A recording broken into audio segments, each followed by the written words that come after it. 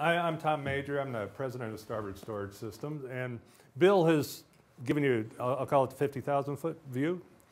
My job is to take it down to 10,000. Chris and Kirill are going to take you down to ground level. So what you'll see as I go through this, and I'll go through it pretty quickly too, by the way, is largely an overview. What's the offering that we've got? And then a little bit about the high-level architecture. Hopefully what this is going to do is set you up for some of the more detailed stuff that Kirill will be talking about as well. But the other thing I'll say before I jump into this is, typically I've got more information than time, so I'm probably not going to talk to everything on every slide. But if you see something here that you want to talk about, just jump out and ask me, okay? And we'll go through it. Okay, high level look to the architecture, and this is important to understand before I think we go anywhere else relative to the product. We call it MAST, multi-protocol accelerated storage technology. And it starts with that multi-protocol access. Bill already alluded to this, that we do address all of the popular protocols for block and file, right, in a single system. So there's some simplicity associated with that. A couple of key elements, though, that I'll hit on that really you'll find intriguing is, number one, the SSD accelerator that we have. The system that we've built won't work without SSDs. It's not like we're building a hybrid system and we've taken disk and we've added SSD to the front end of it in some fashion. The system has been architected to work with multiple types of storage resources. It works, DRAM is an element of it, SSDs are an element of it, and a variety of different hard disks are an element of it, okay? But keep in mind that you can't buy this as a disk-only system. It's a hybrid system built from the ground up. The SSD accelerator is an interesting piece of this, and what we've done is separate both the read and the write cache, and then we've used those optimally for the different sorts of jobs that they, or value that they deliver to the system. And Kirill will get into a lot more detail around this. Both of them can be scaled independently. If you need more write performance, that can be scaled independently of the read side, can be scaled independently of what I'll call the capacity resources, which are the disk drives. So think about this as you think about our architecture too. What we've done is architected a system that makes the most effective use of storage resource, the most effective use of your performance resource, the most effective use of your capacity resource. And when I say that, we don't use disk drives to deliver performance. You'll find many systems will deliver performance by adding spindles, if you will, adding heads, disk drive heads, and that's how performance is derived, and I'll show you a couple examples here in a minute. We think a more effective way to deliver performance is let's take advantage of faster storage resources like DRAM, like SSD, and then let's take advantage of disk where disk is really appropriate. Certain types of I/O like sequential I/O, and take advantage of disk where it's the most cost-effective capacity mechanism to deliver, okay? So that's in the root of the architecture. The SSD accelerator delivers that. Here's the system. It starts with a single unit, and a single unit is over here to the right of Chris, and it can scale up using SAS extenders on the back of a head unit, all the way up to 576 terabytes. Lee Johns, our VP of Product Management, likes to say half a petabyte and a half a rack. That's the sort of density that you're going to get. And as I mentioned, and you saw the write and the read accelerators, the read caches, find their way into the system. Every system ships with those. But you'll notice too in a minute here that that's configurable. The other thing that's interesting about what we've done, and Bill mentioned that our target is that mid-market customer, is we've tried to make the business model simple as well. We have a fairly rich set of features that typically you see on higher end enterprise storage systems. And you'll find here in a while too that those features, many of those features by the way, are enabled by the architecture. The architecture fairly elegantly makes these things available to us, like snapshotting, so I'll tease you with that a minute. Anyway, relative to the business model, what we've done is we've included all of those features, they're part of this Starboard OS, and sold as a single license. As someone expands the system, we're not coming back and charging them incremental license fees for capacity expansion. So the business model is you buy a software license, you're good to go on that system, including upgrades as time goes on, okay? Okay, we announced yesterday version 3.2 of our operating system. It was codenamed Steamboat, which is a favorite spot of mine, so I'm pleased to see that get announced. And I'll get into a couple of the things that we've added to the operating system here recently. The first thing it did was it enabled a few of the new systems, and configurability really is one of the benefits there. The OS was announced, and we'll get into some of those pieces, and then the configuration control, which, like I said, some of the systems now have available to them because of the introduction of the operating system. Okay, Chris? Couple of pieces here that I want to highlight, and these are relative to the new capabilities that we've got too in the use of SSD. We're coining this term cache control because that's really what we're giving the user with this new version of the operating system. We have typically made the decisions, our operating system makes the decisions on where data gets stored. When it comes into the system, do we put it on disk right away? Do we put it into the write cache? And then which data should end up in the read cache? And we've been making that decision for all of the data that's sitting on the system, not specific volumes. With the introduction of 3.2, we give the user a little bit more control if they want to back up and build what I call a belt and suspenders approach to performance and dedicate, for example, part of the cache to a particular volume or isolate a volume to one part of the SSD resource. I'll tease you with that a little bit and let Carell talk about it. So the write accelerator, now you can create multiple write accelerators.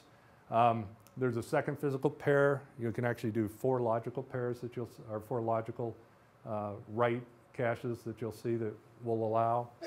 The read accelerator, we've added compression to the read cache now. So the effective read cache is obviously significantly higher and adds to the performance capability. And then we've also allowed you to expand that quite a bit as well. And as I said, you can expand that read cache or that write cache independently of any of the other resources, the capacity, read or write. Okay, Chris? Here's the closest thing to a marketing slide. And pretty strong, pretty robust set of claims that you see here. And without getting into all of it, I'll tell you, we'll back it up and we'll show that to you. In a sense, though, I'll tell you the key things that you get here is a reduction in the significant reduction in the cost. And you say, well, cost of an enterprise storage system. And you say, well, how do you do that? And it's back to this notion of how do I achieve performance and capacity? A user typically has to take both of those into account. I need to provide capacity for my users, and I need to deliver their applications, their data at a particular performance level. We do what we call thin provisioning of both of those. We thin provision the performance resources, we thin provision the capacity resources, and at the end of the day, the math will yield a TCO that becomes much, much more attractive than the current disk-only solutions or the current flash-only solutions that are out there. Okay, so that's a bit of the cost side of this. On the performance and the expandability side of this, we've obviously got competitors out there, and we're glad to see them being very successful with the hybrid architecture. If you talk to me for any length of time, you'll find out that I believe very strongly that hybrid system architectures will be the dominant storage architecture for the bulk of the industry over the course of the next few years. The all flash, all disk just doesn't make any sense anymore. You make most effective use of both of those resources. But what we've done with our architecture is we like to believe that we've given you more configuration capability, the ability to scale, like I said, independently those resources. Okay? Okay, so boiling that down then, when we sit in front of a customer or the market and we talk about the key benefits we deliver, this is what it boils down to. The dynamic storage pool, which is something I haven't talked about, it was on one of the earlier slides, allows you to escape from those traps of RAID groups, right? Typically, people add storage to a system and they're adding it in the form of RAID groups of common size and performance disk drives. They also then have to provision volumes to those RAID groups, or they add some level of virtualization on the top of that to give them a more cost-effective way of using that capacity. You'll see that the way we implement, or the way we write data to the system is very, very different. We start with virtualizing, obviously, all the physical disks that are out there, but then the way we actually lay the data out on the drives as well allows us to use that capacity to affect utilization rates upwards of 80% and higher. okay? No wasted space, no stranded space. And as I've mentioned before, the dynamic disk pool, the way we do this is an architecture that allows us to elegantly implement things like replication, elegantly implement things like snapshotting. And Kirill will talk a little bit about some of the VMware capabilities that are unique as well. SSD accelerator, I think I've talked about that a fair amount. Taking advantage of SSDs to accelerate performance on the read and the write side. And then the business model that I mentioned as well. The business model, one, from a licensing perspective, but two, if I circle back to, again, what the customer's buying, we're not asking them to over-provision for performance, we're not asking them to over-provision for capacity, but really giving them a system that optimizes the spend that they've got on the resource that they need, okay? Okay, very quickly then, here's the three models that we're actively selling today. Start with an AC2000, and all of these will look very similar from the outside. All of them will have, to the left, you see 3 solid-state disks. That's what we start with. One pair is mirrored, 2 SSDs that are mirrored for the write cache, and then a single SSD for the read cache side of it. And then you add a number of disks. The AC2000, you can expand that up to 171 terabytes. Now that's limited really by what's the processor we're using in the controller, and then how much memory do we have. Our controllers, by the way, all standard Intel architecture, storage bridge bay controllers. We don't have to spend a lot of time architecting the hardware. It's very, very much an industry standard here. The disk expansion on the back is done via SAS, and then you get a variety of network interfaces that are available to you. Fiber channel, obviously, 10 gig, 1 gig Ethernet for the other protocols. Okay, Chris?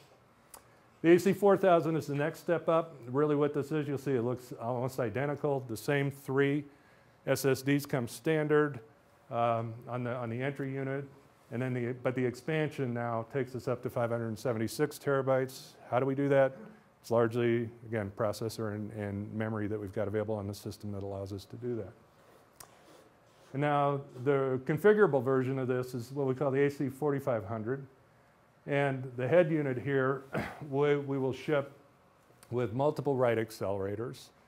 So we've got 4 logical, or 2 mirrors there, right? 2 sets of 2 mirrors, and allow you to put in 4 logical write caches, if you will. And now that the user starts to get some more control over this belt and suspenders approach to performance, if they really want to dedicate a write cache to a specific volume, knowing that it's always going to be sitting there, or always making an effective use of it, they can. Similarly, on the read cache side of this, we allow significantly more expansion than we've had in the past as well, up to 6.4 terabytes physical, just simply for the read cache. And we'll take a guess and say it's going to compress at a 2-to-1 ratio, so you've got effectively 12.8 terabytes. Now, we've seen compression ratios higher and lower than that, and you know that story about what you really get there. The expansion then is done through the expansion chassis and has very similar sort of limit to the 4000. That's 576 terabytes, or a little over half a petabyte. Here's a good example of the AC4500, 135 terabytes. Pretty good dense use of space. The 135 terabytes, by the way, I think that's using 3 terabyte drives.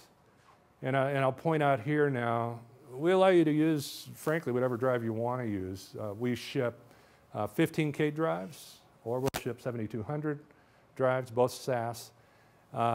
And we allow you to use whatever capacity you want as well, which is a little bit of the unique aspect of the dynamic disk pool.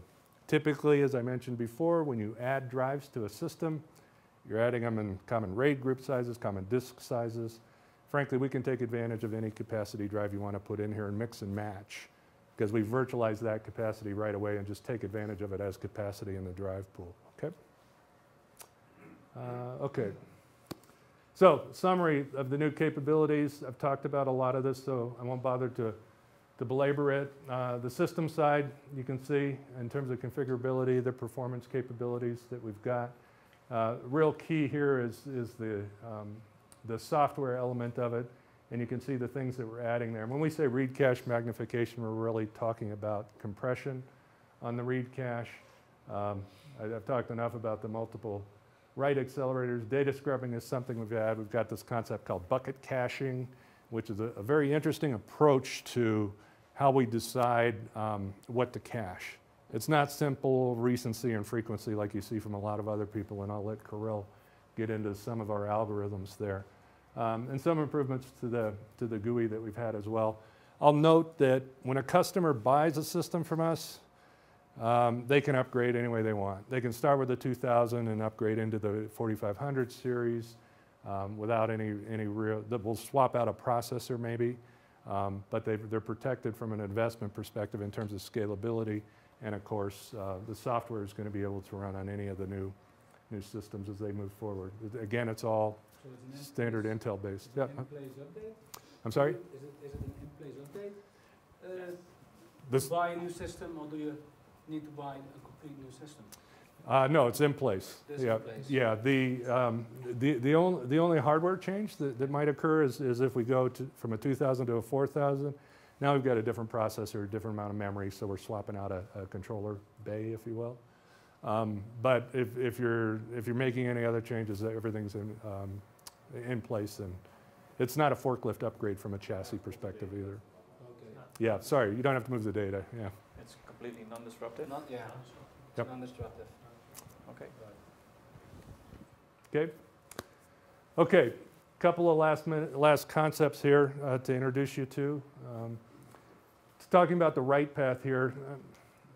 Maybe this isn't the write path per se, but I'll tell you that all of the metadata that we have, and one of the reasons that we insist on, the system has to ship with SSDs, is we use the SSDs, the write back actually SSDs to store the metadata. Okay, so it's mirrored, it's protected, but it's also on a very fast resource there that helps with the performance of the system. So where do you store your operating system? Operating system? Yeah. Where we typically... On SATA dump. It's a SATA dump. It's stored directly on the canister, on the node, and it comes up, it's essentially a compressed file, and it comes up and runs out of the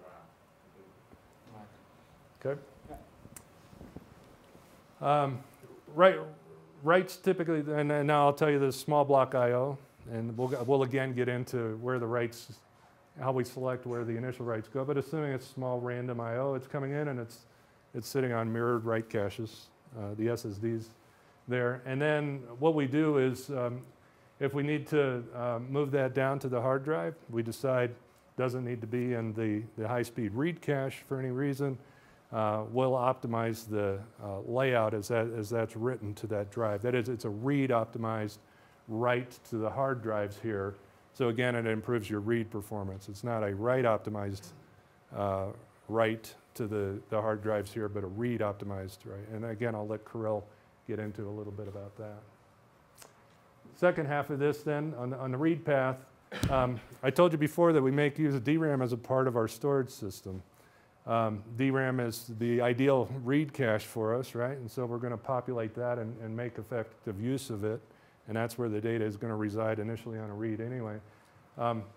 But we'll compress that and then take advantage of, we'll call our read cache as well, we'll call it a spillover cache.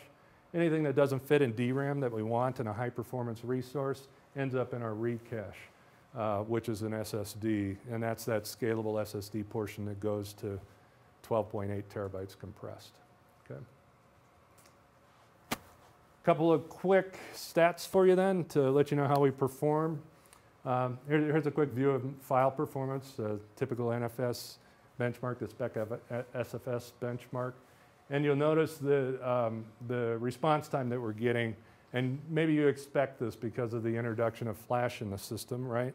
The response time that we get at any given throughput is actually excellent relative to some of the more popular systems that are out there. But what's interesting with this as well isn't just pure performance, but go to the next point, Chris, is how we achieve that. What's the configuration that's required to achieve that? I mentioned before that many other systems, many of the legacy systems in particular, derive performance through spindles. Let's put more disk in, that'll give us more performance. Yeah, we're going to waste some capacity, but we'll get the performance. We don't have to do that, right? We're adding this capacity for capacity's sake, take advantage of the the SSD for the performance. So we get away with a significantly lower cost to deliver that performance. Why? Because we haven't wasted our money on capacity that isn't going to be used, right? We've spent our money intelligently to add the SSDs for performance and then minimize the amount of hard drives that we have to put into the system. By the way, this has power implications too, footprint implications as well to people as they think about their system. Why do you call out like the 3140 system as something that you feel is comparable for performance? No, it's just popular. It's actually a pretty good performing system, right? If you look back, go back one, Chris. Yeah, it was like 5 or 6 years old. Yeah, and I think it's something that we had data on too, right? Yeah. The data was available as Right. the performance was, Okay. Yeah. published. So the Hitachi NAS is really recent. I don't know if it's really popular, but it doesn't have its own drives. It's dependent on the back-end storage Hitachi delivers, like their HUS, AMS, or VSP. So I don't think the compare is really honest because the Hitachi NAS does not have its own disks. Yeah, the thing is, Sure. when you're dealing with published benchmarks, Hitachi decided what configuration to use Yeah. That's right. to publish that benchmark. So we it's kind of grab all it, you can we do. grab what's available to us, right? Yeah, I so- understand, but the Yeah, comparison it's isn't never really. it's never Macintosh apples to Macintosh apples. Yeah. You know, at best it's apples to applesauce. Okay, Chris. One last, sorry. No, go back, I'm sorry.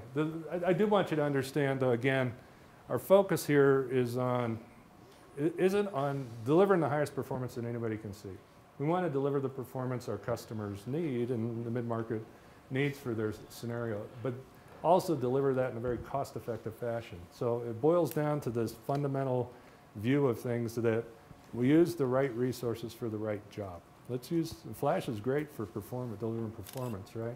Hard drives are great for delivering capacity. Let's build an architecture that delivers that, and that's what we're trying to do. Okay. And here's an Exchange benchmark, by the way. Now, you can pick on the systems here if you like as well, but you see the similar sort of scenario. Significantly lower cost configuration required to get the capability out of Exchange that the legacy, I'll call them legacy systems at this point have, okay?